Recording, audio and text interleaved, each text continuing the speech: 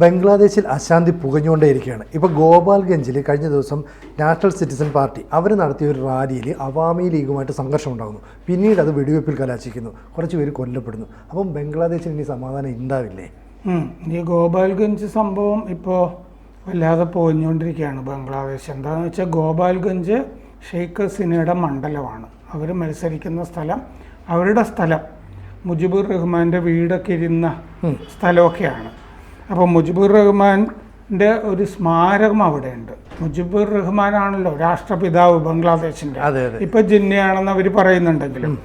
അപ്പോൾ മുജിബിൻ്റെ സ്മാരകം ഈ പുതിയ അവിടുത്തെ പാർട്ടി ഉണ്ടല്ലോ, നാഷണൽ സിറ്റിസൺ പാർട്ടി NCP, ഈ പിള്ളേരെല്ലാം കൂടി ഉണ്ടാക്കിയ ഈ കലാപസമയത്ത് ഇപ്പോൾ അടുത്ത കാലത്ത് ഉണ്ടാക്കിയതാണ്.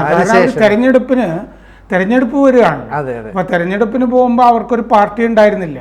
അതുകൊണ്ട് ഈ പ്രക്ഷോഭം നടത്തിയ പിള്ളേരെല്ലാം കൂടി ഉണ്ടാക്കിയ പാർട്ടിയാണ് നാഷണൽ സിറ്റിസൺ പാർട്ടി. ഈ പാർട്ടി ഒരു റാലി ഈ ഗോപാൽഗഞ്ചിൽ നടത്തുന്നുണ്ടായിരുന്നു. അവരെല്ലാ ജില്ലകളിലും റാലി നടത്തുന്നുണ്ട്. അങ്ങനെയാണ് ഈ മുജീബിന്റെ ഷെയ്ഖ് ഹസീനയുടെയൊക്കെ ആസ്ഥാനമായിട്ടുള്ള ഗോപാൽഗഞ്ചിൽ ഇത് നടത്തുന്നത്. അങ്ങനെ നടത്തുമ്പോൾ അവിടെ മുജീബുർ റഹ്മാന്റെ സ്മാരകം ഈ നാഷണൽ സിറ്റിസൺ പാർട്ടിക്കാർ പിള്ളേരെ ആക്രമിക്കുമോ എന്നുള്ള സംശയം അവാമി ലീഗിനുണ്ട് സ്വാഭാവികമായിട്ടും. അപ്പോൾ അവാമി ലീഗുകാർ ആ സ്മാരകത്തിന് കാവൽ നിൽക്കുന്നുണ്ടായിരുന്നു. ആ കാവൽ നിൽക്കുന്ന അവാമി ലീഗ് പ്രവർത്തകരും ഈ നാഷണൽ സിറ്റിസൺ പാർട്ടിയുടെ പ്രവർത്തകരും തമ്മിലാണ് അടി ഉണ്ടായത്, ഏറ്റുമുട്ടൽ. ആ ഏറ്റുമുട്ടലിൻ്റെ അകത്തേക്ക് പോലീസും പട്ടാളവും ഒക്കെ ചാടി വീണിട്ടാണ് വെടിയുതിർത്തത്. കഴിഞ്ഞ ദിവസങ്ങളിൽ 5 പേര് കൊല്ലപ്പെട്ടിട്ടുണ്ട്. 4 പേര് സംഭവ സ്ഥലത്തും ഒരാൾ ആശുപത്രിയിലുമാണ് മരിച്ചത്.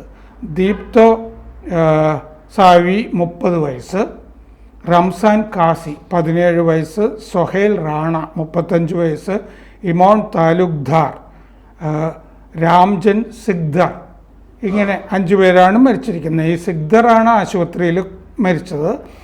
ഇത്രയും പേര് ഈ ഇൻക്വസ്റ്റ് ഇല്ലാതെ,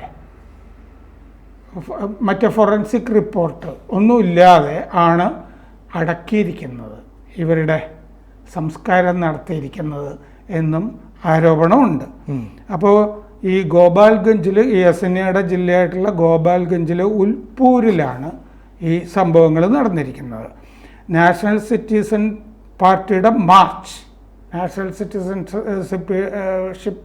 സിറ്റിസൺ പാർട്ടിയുടെ ഈ എന്താണ് ഇത് പുനരുദ്ധരിക്കാനുള്ള മാർച്ച് എന്ന് പറഞ്ഞിട്ടാണ് അവരെല്ലായിടത്തും മാർച്ച് നടന്നിക്കൊണ്ടിരിക്കുന്നത്. ഇപ്പോൾ 400 പേർക്കെതിരെ കേസെടുത്തിട്ടുണ്ട് ഈ അക്രമ സംഭവങ്ങളെ തുടർന്നിട്ട്.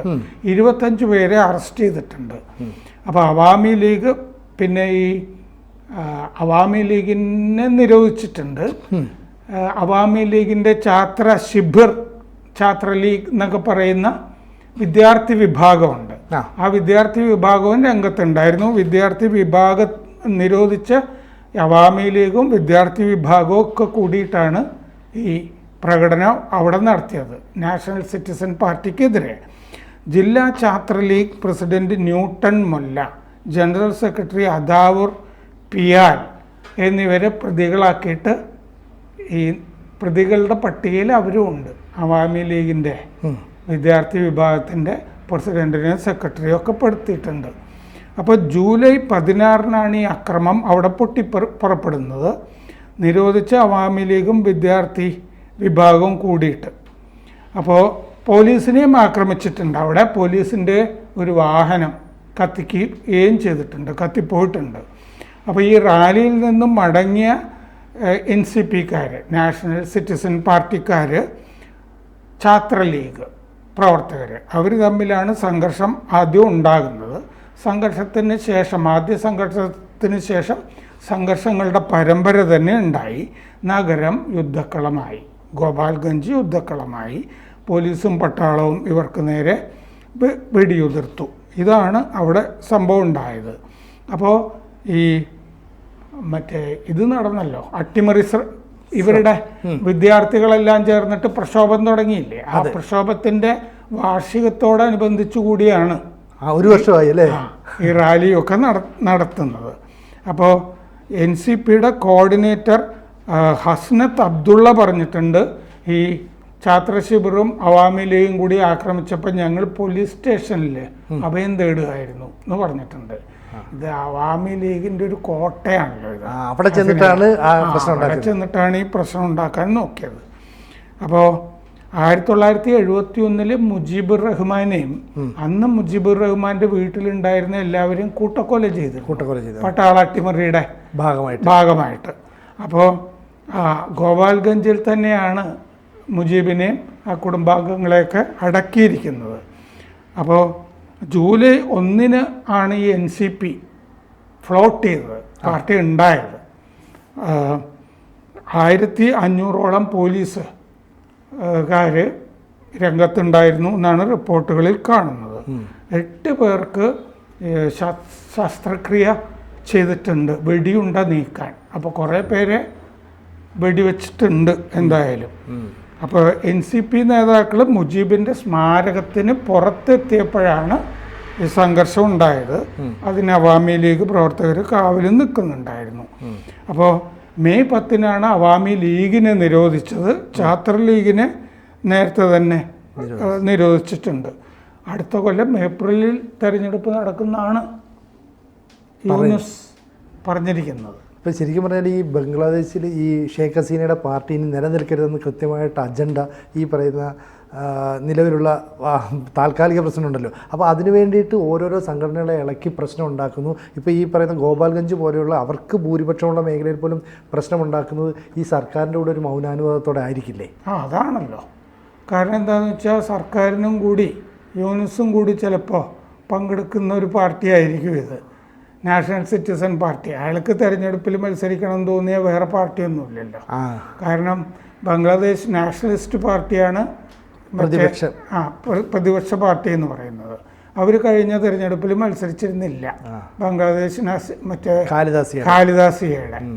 അപ്പോൾ ഈ ഗോപാൽഗഞ്ച് അക്രമങ്ങളെപ്പറ്റി, കാരണം ഇതിൽ അക്രമത്തിന് ഇരയായിരിക്കുന്ന ഒരാളൊഴിച്ച് ബാക്കിയൊക്കെ ഹിന്ദുക്കളാണല്ലോ. അപ്പോൾ നമ്മുടെ വിദേശകാര്യ വക്താവ് കഴിഞ്ഞ ദിവസം ഈ അക്രമത്തിനെ അപലപിച്ചിട്ടുണ്ട്. എന്നിട്ട് നമ്മൾ നമ്മുടെ ഒരു നിലപാട് പറഞ്ഞിട്ടുണ്ട്. അവിടുത്തെ തെരഞ്ഞെടുപ്പ് ഇൻക്ലൂസീവ് ആയിരിക്കണം, എക്സ്ക്ലൂസീവ് ആകരുത് എന്ന് പറഞ്ഞാൽ. ഇൻക്ലൂസീവ് ആകണം എന്ന് പറഞ്ഞാൽ എല്ലാ പാർട്ടിയും അതിൻ്റെ അകത്ത് ഉണ്ടാകണം. കാരണം അവാമി ലീഗിനെ നിരോധിച്ചു കഴിഞ്ഞാൽ അവാമി ലീഗിന് മത്സരിക്കാൻ പറ്റില്ലല്ലോ.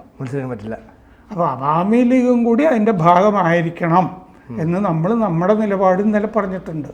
അപ്പോൾ ആഭ്യന്തര കാര്യത്തിൽ ഇടപെടുകയാണെന്ന് ബംഗ്ലാദേശിന് അഭിപ്രായം ഉണ്ടാവും. പക്ഷേ നമ്മുടെ കൂടെ നിന്ന രാജ്യം ഷെയ്ഖ് ഹസീന ഇപ്പോൾ അഭയം തേടിയിരിക്കുന്നത് ഇന്ത്യയിലാണ്. അപ്പോൾ ഇന്ത്യക്ക് അതിൻ്റെ അകത്തൊരു സേ ഉണ്ടല്ലോ.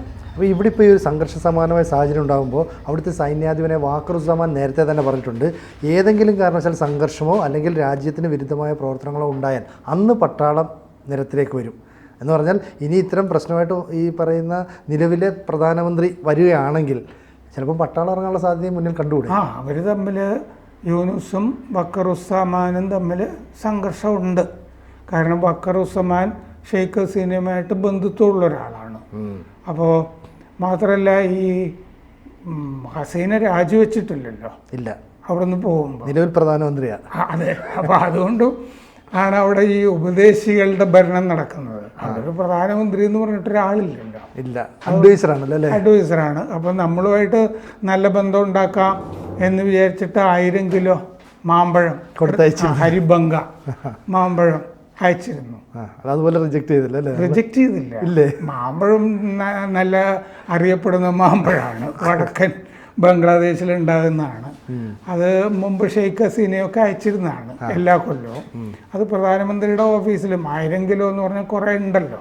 മമതാ ബാനർജിക്ക് അയച്ചിരുന്നു, ത്രിപുര മുഖ്യമന്ത്രി മണിക് സഹായ്ക്ക് അയച്ചിരുന്നു. മാമ്പഴം തിന്നുന്നതുകൊണ്ട് കുഴപ്പമൊന്നും വരാനില്ല. അതിനകത്ത് വിഷം കുത്തിവെച്ചിട്ടുണ്ടെങ്കിൽ പരിശോധിച്ചിട്ട് വേണമെന്ന് മാത്രമേ ഉള്ളൂ. കൂടുതൽ വാർത്തകളും വിശേഷങ്ങളും നിങ്ങളിലേക്ക് എത്താൻ ABC മലയാളം സബ്സ്ക്രൈബ് ചെയ്യുക, ബെൽ ബട്ടണും അമർത്തുക.